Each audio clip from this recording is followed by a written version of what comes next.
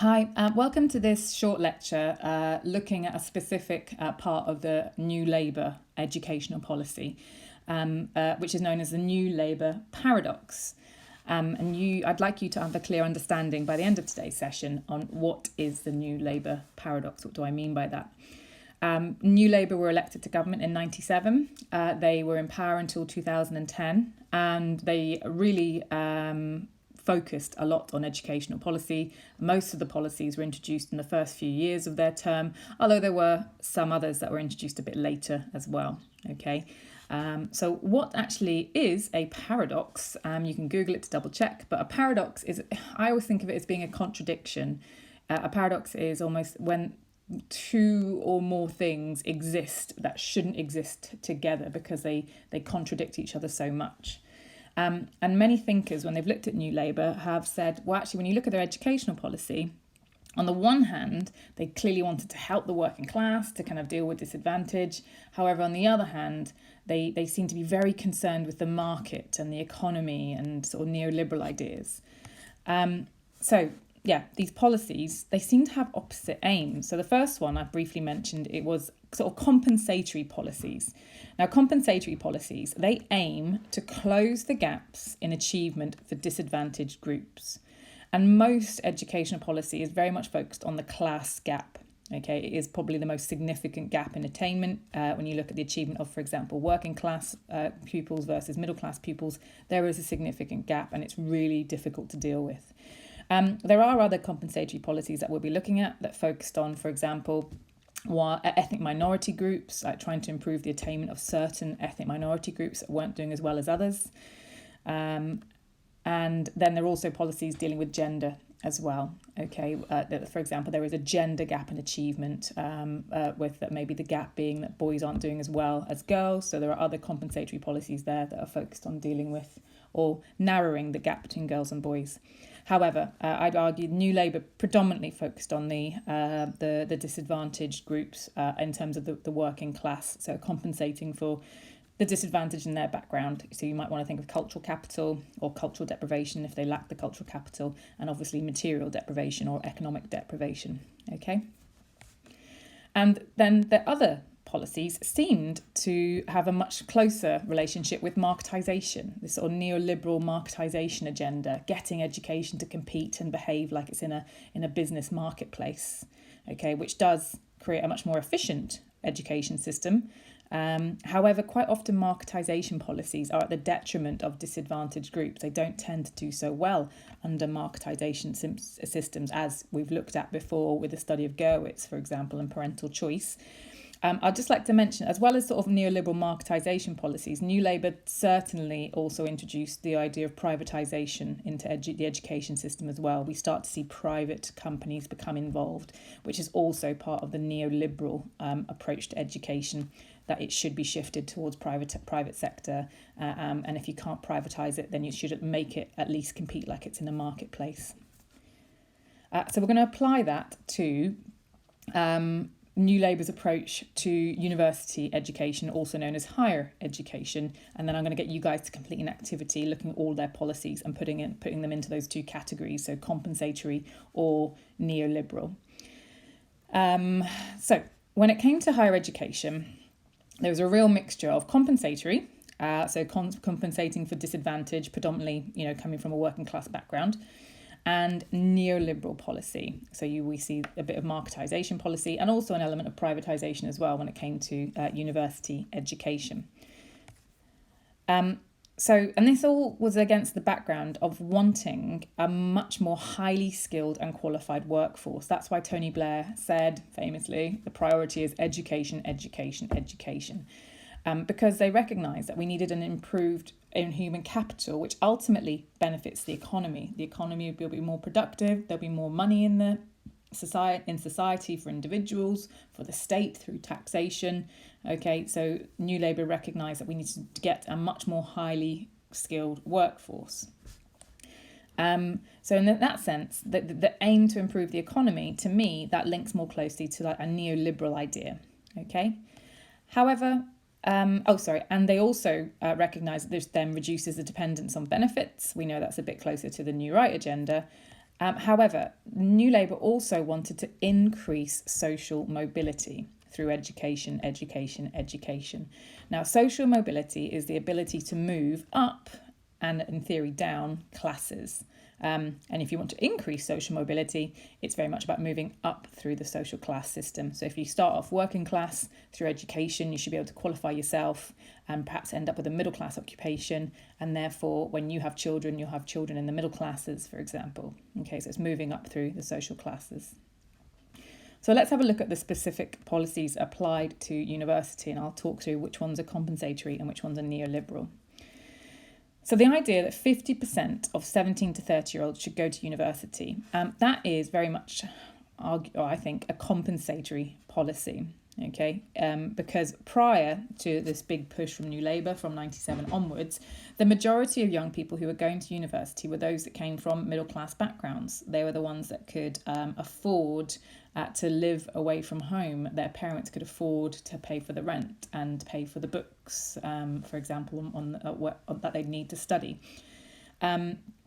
It wasn't really seen as a place for working class students to go. So the idea that they wanted to get this many young people to go to university suggests, I think, is a compensatory policy, because in theory, those students who from a working class background might not have gone to uni, now they are going to uni, and with a university degree, they can get higher level jobs and get increased pay, and in theory, that will allow them to be socially mobile upwards. So that to me is a compensatory policy.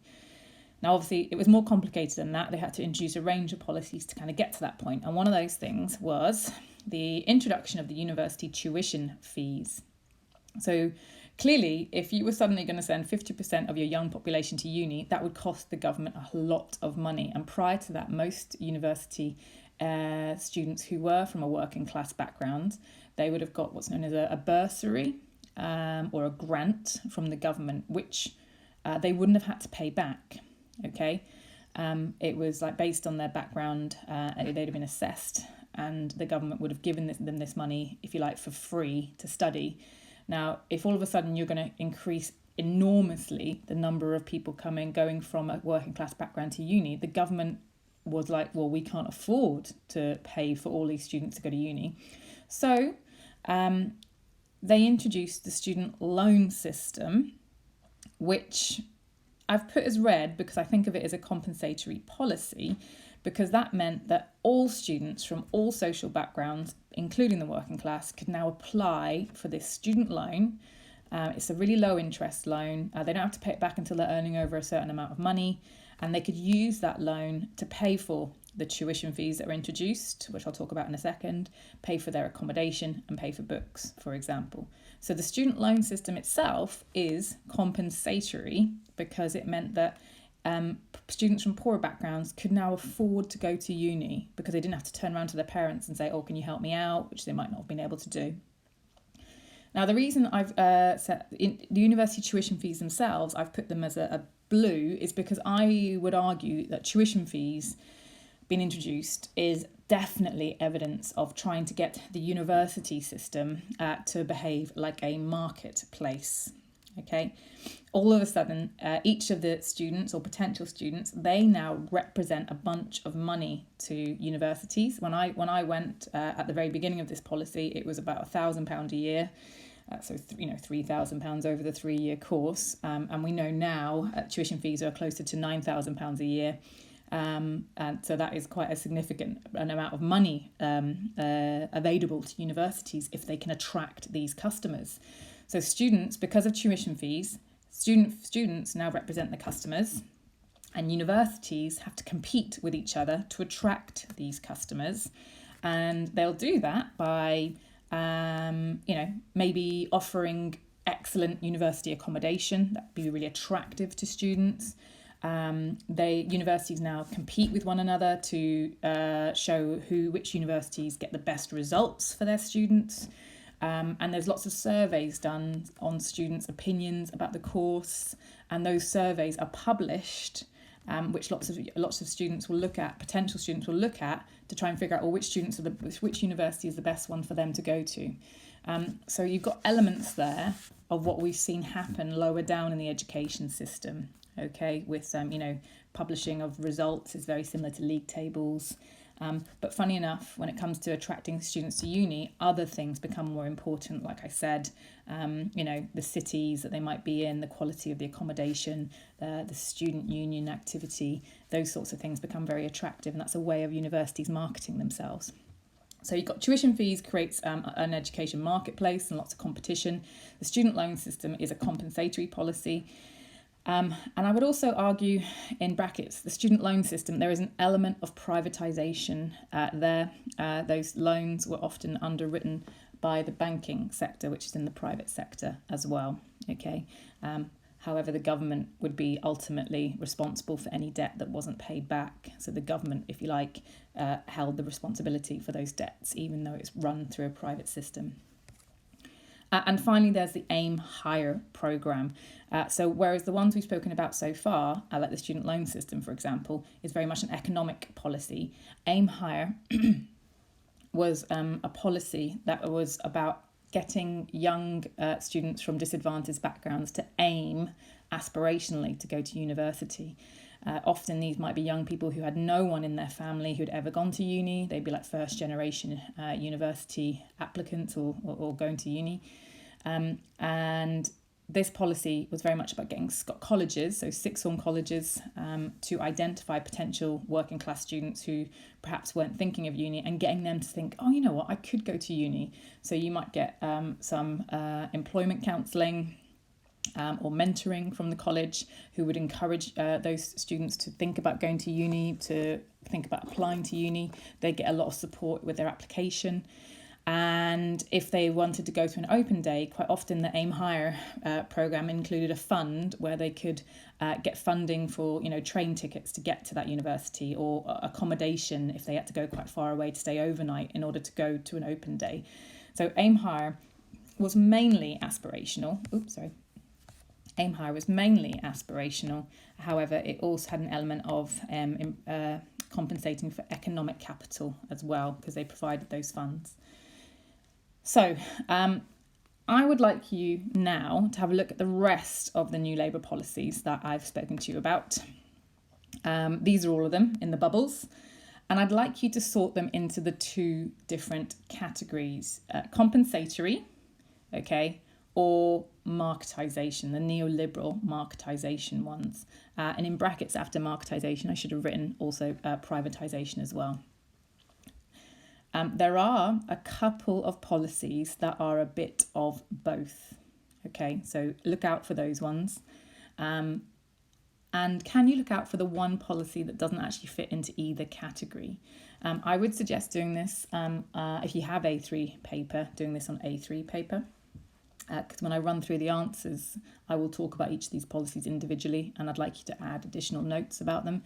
If you haven't got A3 paper, maybe just make sure you really sort of spread out your layout so you're able to add extra notes about each of these policies for when I run through the answers with you. Any of them you're not sure of, just write in pencil, okay? So you're categorized, look at each of these policies and go, actually, hang on, is this a compensatory policy? Is it trying to make up for some element of educational disadvantage? Or is this policy more about creating an education marketplace, competition, choice, customers, or even elements of privatization? And any policies you're not sure about, do it in pencil. If you don't know anything about them, Google them, and then I'll run through the answers with you when I next see you guys. Okay, good luck.